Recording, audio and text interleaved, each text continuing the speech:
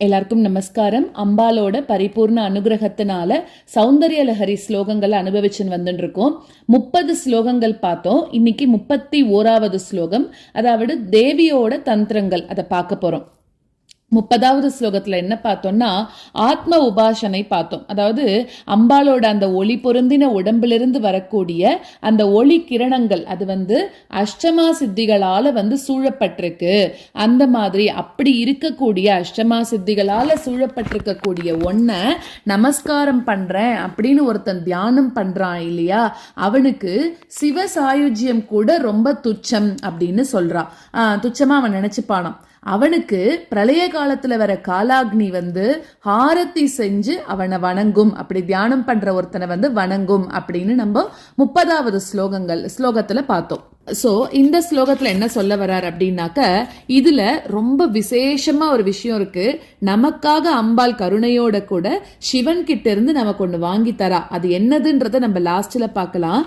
அதுக்கு முன்னாடி இதுல 64 கலைகள் இருக்கு, 64 தந்திரங்கள். சோ அதுக்குள்ளதான் இந்த உலகம் எல்லாமே அடங்கி இருக்கு, அதுலதான் நடக்கிறது அப்படின்னே சொல்லலாம். இத இந்த 64 தந்திர முறைகளை சிவன் அம்பாளுக்கு உபதேசம் பண்றார். அம்பாளுக்கு குரு அவர் தான் இல்லையா, சோ அதனால குரு மூலமா உபதேசம் வாங்கிக்கிறான். இந்த 64 தந்திர முறைகளை உபதேசம் பண்ணிட்டு சிவன் கொஞ்சம் சைலண்டா உட்காந்துன்றாராம். அப்போ நமக்கு என்னென்ன சித்தி ஆகணும்னு நினைக்கிறோமோ அதை கொடுக்கக்கூடிய வழிபாட்டு முறைகள் அது எல்லாத்தையும் உபதேசம் பண்றார். பண்ணிட்டு கம்முன்னு உட்காந்துன்றார், எதுவுமே பேச மாட்டேங்கிறாராம். அப்ப அம்பாள் யோசிக்கிறா, என்னடா இது, இவர் எல்லாமே சொன்னார், ஆனா மோட்சத்துக்கு வழிகாட்டக்கூடிய என்னுடையதே ஆன அந்த ஸ்ரீவித்யா தந்திரத்தை இவர் இன்னும் உபதேசம் பண்ணலையே அப்படின்னு யோசிக்கிறாராம். அப்போ எல்லா புருஷார்த்தங்களையும் ஒன்னுத்திலேயே நிறைவேற்றிடக்கூடியதாச்சே அது என்னோட தந்திரம், ஆனா அதை சொல்ல மாட்டேங்கிறாரே, அது மோட்சத்தை கொடுக்கக்கூடியதாச்சே அப்படின்லாம் சொல்லி ரொம்ப யோசிச்சுட்டு இருக்கா. சோ இவர் சொல்லலைன்னா நான் எப்படி எல்லாருக்கும் அதை சொல்றது, இவர் தானே குரு அப்படின்லாம் யோசிக்கிறான். அப்போ சிவன் கிட்ட போய் சொல்றா, எல்லாத்த பத்தியும் சொன்னீங்களே, இந்த ஸ்ரீவித்யா மந்திரத்தை பத்தியும் சொல்லுங்களே, எல்லாருக்கும் அதையும் உபதேசம் பண்ணுங்களே அப்படின்லாம் சொல்லி கேட்கிறாளாம். சோ இவரோட சக்தியோட நிர்பந்தத்தினாலதான் அப்போ அவர் என்ன சொல்றார் அப்படின்னாக்க, அந்த ஸ்ரீவித்யா மந்திரத்தை இவளுக்கு சொல்லி கொடுக்கிறாராம். அதாவது உயர்ந்த ஒரு தந்திர முறை அது. அதை என்ன அப்படின்னாக்க அது சொல்லணும் அப்படின்னு வெயிட் பண்ணிட்டு இருக்கா. அப்ப இப்ப சக்தி கம்பல் பண்றா இல்லையா சொல்லணும்னு, அப்புறமா தான் அவர் அதை இந்த ஸ்ரீவித்யா மந்திரத்தை இந்த உலகத்துக்கு அவதாரம் பண்ண வைக்கிறார் அப்படின்னு சொல்றான். சோ பல உபாசனைகள் இருந்தா கூட ஸ்ரீவித்யா முறையில 2 பேருமே ஈக்குவல்னு சொல்லியிருப்பாளாம். ஸோ அதனாலதான் மற்றதுலாம் எப்படின்னா அம்பால பிரதானமா வச்சுதான் சொல்லுவா இல்லையா. ஸோ இதுல சமயாச்சார உபாசனை, அதாவது தன்னையும் சிவனையும் ஒன்னா பாவிக்கிறது ஸ்ரீவித்யா தந்திரம் அப்படின்னு சொல்றா. ஸோ இது அம்பாளுக்கு ரொம்ப பிடிக்குமா. சிவனை குருவா, அதாவது இதுல நமக்கு என்ன தெரியறது அப்படின்னா, அம்பாள் என்ன கேட்கிறா, ஸ்ரீவித்யை இவர் தான் சொல்லணும் அப்படின்னு எதிர்பார்க்கிறா. அதுல இருந்து ஒரு மனைவிக்கு ஒரு கணவன் மேல இருக்கக்கூடிய அந்த ஒரு மரியாதை தெரிய வருது நம்மளுக்கு. சிவனை குருவா வச்சுக்கிறதுல இருந்து என்னன்னா பதிவிரத்தை பக்தி நமக்கு தெரிய வருது இல்லையா.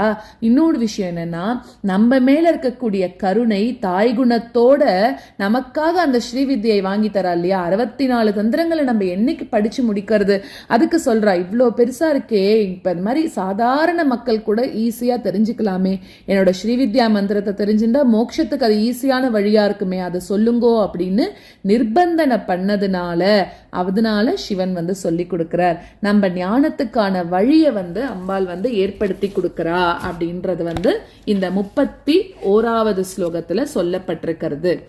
இதுக்கு ஈக்குவலா இருக்கக்கூடிய லலிதா சகஸ்ரநாமாக்கள் சமயாச்சார தத்பரா, மகாதந்திரா, சனகாதி சமாராத்யா, அதாவது வசிஷ்டர், சனகர், சுகர், சனந்தனர், சனத்குமாரர் இவா எல்லாரும் கொடுத்த அந்த சுபாகம பஞ்சம் அப்படின்னு சொல்லக்கூடிய சம்ஹிதையில சொல்லப்பட்ட சமயாச்சாரம், அதுதான் இப்ப வைதிகர்களால கடைபிடிக்கப்பட்டுன்னு வருது அப்படிங்கிறான். சோ சனகாதி சமாராத்யா, ஸ்வதந்திரா, சர்வதந்திரேஷி.